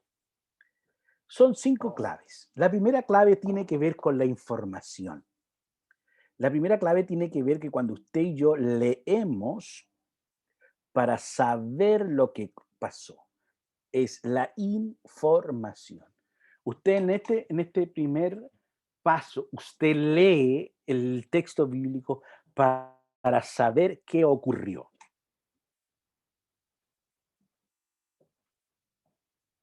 Es cuando usted lee para tener el marco completo. Por ejemplo, hay textos en el Nuevo Testamento y también en el Antiguo, pero particularmente en el Nuevo Testamento, donde tenemos, por ejemplo, un relato en los Evangelios, que está en los 4 Evangelios, que tienen sus pasajes paralelos. Entonces, para hacer la historia, usted tiene que leer los 4 relatos. O si está solamente en los sinópticos, leer, ¿cierto?, en Mateo, Marcos, Lucas y Juan. Perdón, Mateo, Marcos y Lucas. ¿Ah? Entonces, es tener la información. La primera clave para aproximarnos a una teología bíblica es la información, saber qué pasó. Nos preguntamos aquí, ¿qué dice la historia? El segundo paso tiene que ver con el contexto. Es cuando usted observa los detalles de la historia. Usted se pregunta cómo eran las costumbres. Cuando usted se pregunta, usted observa los detalles, usted se empieza a preguntar por qué se hacía esto, para qué se hacía. Cuando hablamos del contexto, estamos haciendo las preguntas para saber cómo eran las cosas. Tiene que ver con los detalles, tiene que ver con los datos históricos, tiene que ver con los distintos contextos, el contexto histórico, contexto geográfico, ¿cierto? Los temas culturales, lingüísticos. Entonces, la segunda cosa es cuando nos preguntamos y observamos los detalles. En primer lugar, ya tenemos toda la información y luego tenemos el contexto. Vaya por favor conmigo y hagamos brevemente y rápidamente un ejercicio bíblico. Hay una historia muy famosa que está en Lucas, San Lucas capítulo 13, versículo 10 al 17.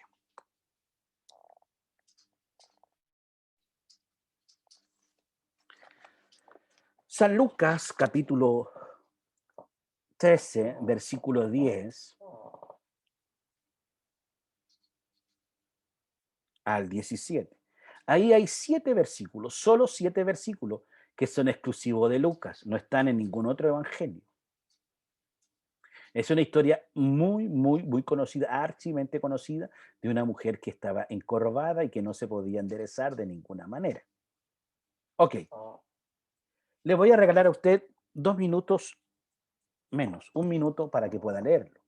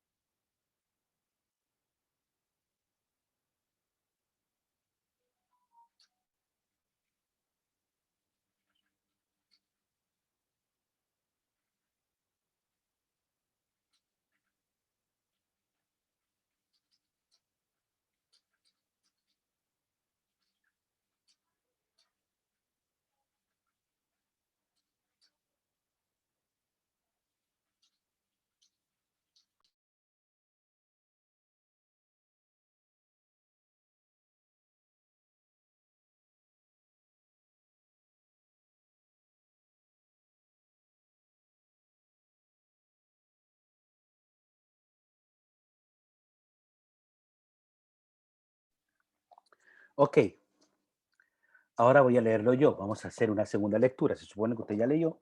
Acompáñeme en la lectura. Dice: enseñaba Jesús en una sinagoga en el día de reposo. Y había allí una mujer am, que desde hacía 18 años tenía un espíritu de enfermedad y andaba encorvada y en ninguna manera se podía enderezar. Cuando Jesús la vio, la llamó y le dijo: mujer, eres libre de tu enfermedad. Y puso las manos sobre ella, y ella se enderezó luego y glorificaba a Dios. Pero el principal de la sinagoga, enojado de que Jesús hubiese sanado en aquel día, en el día de reposo, dijo a la gente: 6 días hay en que se debe trabajar. En estos pues venid y sed sanados, y no en el día de reposo. Entonces el Señor le respondió y dijo: hipócrita, cada uno de vosotros no desata en el día de reposo su buey o su asno del pesebre y lo lleva a beber. Y esta hija de Abraham, que Satanás había atado 18 años, ¿no se debía desatar de esta ligadura en el día de reposo? Al decir estas cosas, se avergonzaban todos sus adversarios, pero todo el pueblo se regocijaba por todas las cosas gloriosas hechas por él. Ok, pregunto, ¿cuál es la información? ¿Qué dice este texto? Vamos, rápido, de a una, no toda junta. La información es cuando preguntamos ¿qué pasó? ¿Qué pasó en esta historia?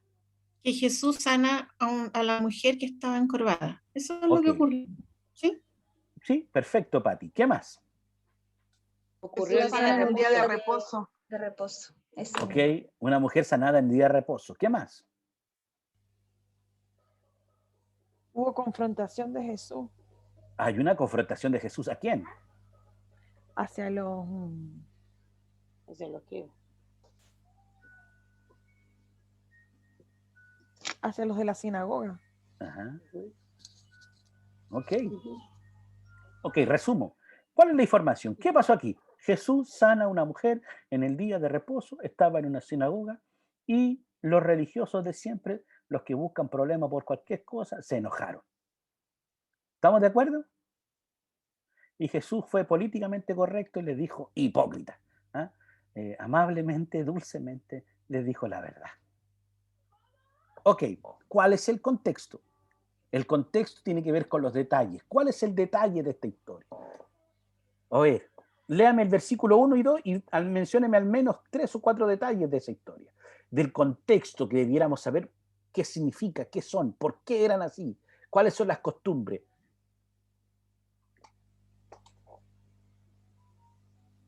Que no se sanaba en día de reposo.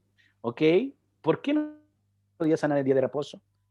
Mira, el versículo 1 y 2 dice: y enseñaba Jesús en una sinagoga Sinagoga. en el día de reposo. Ujú. En el versículo número 1 tenemos que hacernos preguntas. Jesús, ¿por qué enseñaba? Si Porque el está en una pueblo perecía de sinagoga. conocimiento. Sí, pero Mayra, ¿por qué Jesús podía enseñar en una sinagoga? Jesús era fariseo. No. ¿Segura? Porque en las sinagogas mandaban los fariseos. Acuérdense que los saduceos mandaban en el templo. Entonces Jesús era un escriba. ¿Cómo podía enseñar en una sinagoga? Tan, taratán.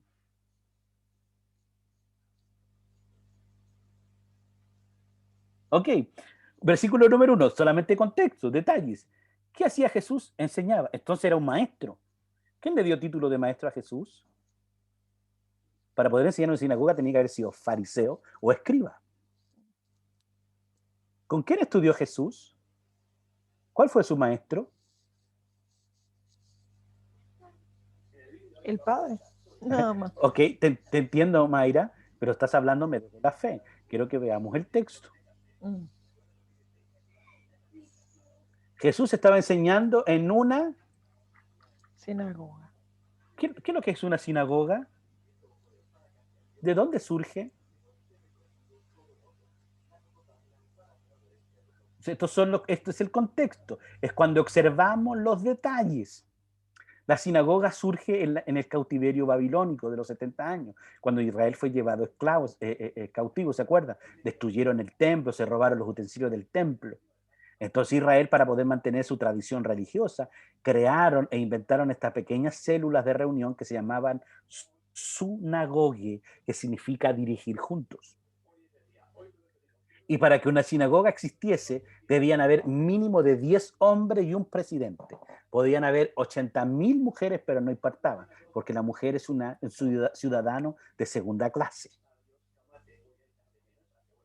La mujer, perdón hermana, no es lo que yo creo, pero la mujer era mirada como una ciudadana de segunda clase. Era mirada como una cosa, como un animal, perdone que diga eso. Eso estoy hablando en el contexto. La sinagoga tenía 3 prácticas fundamentales. Número 1, ¿cierto? La observancia del día sábado, las rogativas, las oraciones y la lectura de la Torá. La sinagoga, entonces, es un lugar de reunión común cualquiera donde hay un espacio central para varones, un espacio principal para los varones y un espacio secundario para las mujeres, donde ellas no tienen ninguna participación, ninguna voz, ningún voto. ¿Me sigue? La sinagoga fue diseñada, entonces, con 10 hombres y un presidente. No importa, no tiene ningún valor la mujer. Jesús está enseñando. ¿Con quién estudió? Entonces, para poder enseñar a Jesús, tiene que ser un fariseo o un escriba, o al menos sabemos que tenía discípulos, así que podríamos decir que era un escriba, un maestro de la palabra. Está enseñando, ¿cierto?, en una sinagoga. ¿Qué día? Sábado. El día de reposo. ¿Qué significa que sea el sábado, Mayra? Que según el judaísmo se respetaba el sábado como el día de que se consagraba la gente al Señor. O sea, el pueblo debía guardarse para el Señor ese día. Bueno, el sábado viene de la palabra Shabbat, que es cesar funciones, es romper el yugo, es el día de liberación. Entonces Jesús está diciendo, oye, hoy es el día sábado, hoy es el día de liberación. Y aquí acabo de darle todo el secreto de esta historia. Jesús es maestro, vino a enseñarnos los principios de la vida. Jesús es nuestro sábado, Él es nuestro descanso. Él rompió el yugo que había sobre nosotros.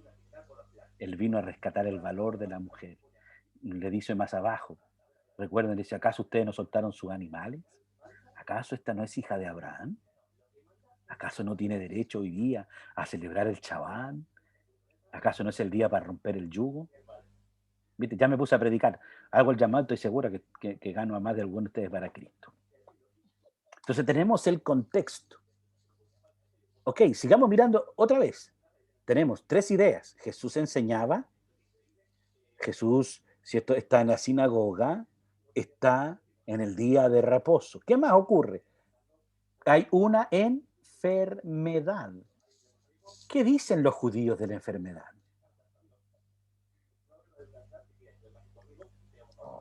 Que es por causa de su pecado. Ajá, es por causa de maldición. Mira qué terrible. Esta pobre mujer está maldita y más encima es mujer.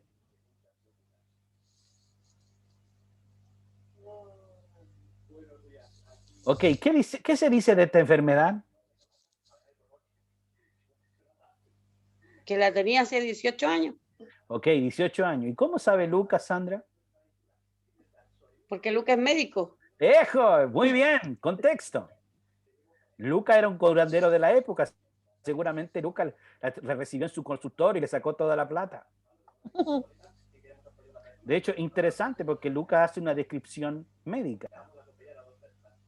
¿Cuál es el diagnóstico médico de Lucas en esa historia? Lea, por favor, el versículo 11. Que era una mujer encorvada. No se podía enderezar. ¿Y cuál es el diagnóstico? ¿Cuál? Malformación de la columna, problema al disco, problema lumbar. ¿Cuál es el diagnóstico médico?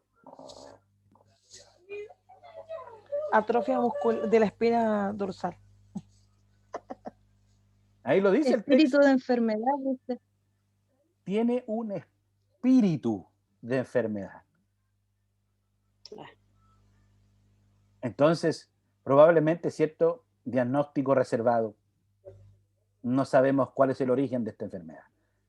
Dice, tiene un espíritu de enfermedad y de ninguna manera se puede enderezar. Interesante, yo entre burla y chiste, pero Lucas es un médico, es un dato de contexto. Está haciendo un diagnóstico médico. No es cualquier enfermedad. Es una enfermedad misteriosa, porque hay un espíritu ahí, no tiene problema en su columna, no hay problema en el disco, pero no se puede enderezar. Interesante. Si seguimos leyendo, vamos a darnos cuenta, ¿por qué Jesús en esta historia, ¿cierto?, evoca a Abraham? Porque ellos están poniendo, ¿cierto?, la ley, que dice, no, el sábado, el día de descanso, pero que, oye, ojo, esta es hija de Abraham, que es antes que la ley. Pero hay cosas importantes en esta historia. Hay cosas muy, muy potentes que suceden en esta historia. Mire, con esto voy a terminar la clase de hoy. Debería haber terminado hace rato, pero voy a terminar ahora. Voy a terminar la clase de hoy. Aquí hay un uso litúrgico. Es un uso que hizo Jesús contigo y conmigo. Jesús vio a esta mujer. Y estaba leyendo seguramente Jesús el rollo, la ley, y dejó a un lado la ley. Para Jesús son más importantes las personas que las instituciones humanas. Por si acaso la sinagoga no era una institución divina, una institución humana. Para Jesús son más importantes las personas que los cultos. Para Jesús son más importantes las personas que la liturgia. Más importante para Jesús son las personas que las estructuras. Jesús dejó a un lado la lectura de la ley y miró a una mujer. No solo la miró, sino que la llamó. No solo la llamó, sino que la bendijo. Es lo que hizo Dios contigo. Te vio, te llamó y te bendijo. Tarea para la próxima semana. Terminar estas claves hermenéuticas. Ya sabemos qué pasó, sabemos más o menos cómo era el contexto. Quiero que usted responda a las siguientes 3 cosas que vienen. El mensaje del autor. A la luz de la información y del contexto que tenemos, todo lo que usted contexte está bien, porque es una suposición. ¿Me escucha bien? Bien. Número 3, el mensaje del autor. Usted pregunta aquí, ¿qué quiere decir Lucas en esta historia? ¿Por qué Lucas pone esta historia? Para eso usted tiene que mirar la historia anterior y la historia posterior a esta. ¿Por qué Lucas pone esta historia? ¿Por qué pone esta historia después, cierto, de la historia de la higuera estéril, por ejemplo? ¿Ah? ¿Y por qué la pone antes de la semilla de mostaza? ¿Cuál es la intención de Lucas al poner esta historia? ¿Cuál es el mensaje de Lucas? ¿Qué quiere decirnos Lucas? Que el judaísmo es una religión estéril que no da respuestas prácticas a la gente. Que el Evangelio de Jesús vino para dar respuesta. El Evangelio de Jesús es más que palabras, es más que liturgia, es más que estructuras religiosas. 4. ¿Cuál es el mensaje de Dios en esta historia? ¿Qué cree usted que está diciendo Dios en esta historia? Yo creo que Dios está diciendo que Él es el sábado, que en Él hay liberación, que en Él hay descanso, que la mujer tiene el mismo valor que cualquier otro ser humano. No hay otro ser humano mayor que otro. Que Jesús es el defensor del género de las mujeres. ¿Cuál es el mensaje de Dios en esta historia? Y finalmente, el mensaje del Espíritu Santo para mí, aquí y ahora. En este punto para mí nace el verdadero sermón. Cuando usted predica, tiene que predicar, una vez que hizo todo lo de arriba, predica esto, el mensaje del Espíritu Santo a usted, aquí y ahora. Estas claves hermenéuticas nos van a ayudar a construir una teología bíblica.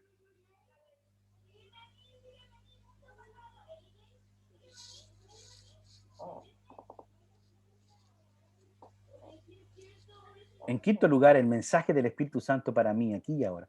Yo quiero que usted repase lo que hablamos de la información, del contexto, y responda a las otras preguntas, las otras dos preguntas, que son, lo que usted diga está bien. ¿Qué cree usted que quiere decir Lucas? ¿Qué cree usted que quiere decir Dios? Pero la pregunta más profunda es la quinta. ¿Qué le dice el Espíritu Santo a usted en esta historia? Termino la clase esta noche. Estoy como cuando predico, siempre digo voy a terminar, no termino nunca. Termino la clase esta noche. Cuando yo pienso en esta historia y en esta metodología que estoy hablando con ustedes, ¿qué me dice el Espíritu Santo a mí aquí y ahora en esta historia? Me hace pensar que a veces yo soy como el principal de la sinagoga. Me estoy a veces oponiendo a que Dios use a gente distinta a mí. A veces estoy tan preocupado de defender las estructuras cuando Dios llama a quien quiere. Él bendice a quien quiere. Él restaura a quien quiere. Cuando leo esta historia, me doy cuenta que para Dios no hay gente especial. Valemos todo lo mismo. Él sabe dónde estoy, quién soy y cuál es mi necesidad.